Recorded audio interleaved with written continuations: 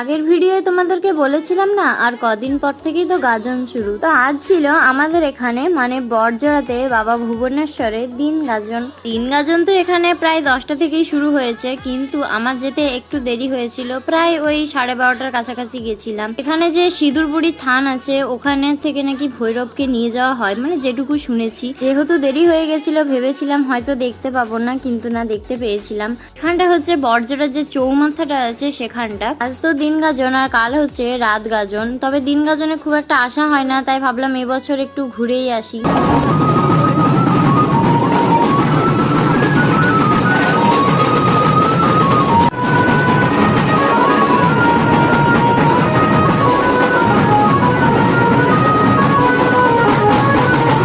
আজকের মতো এটুকুই, বাকি আছে নেক্সট পার্টে। সেটা দেখতে হলে সাবস্ক্রাইব করতে তো হবে নাকি, আর কমেন্টে একদমই লিখতে ভুলো না হর হর মহাদেব।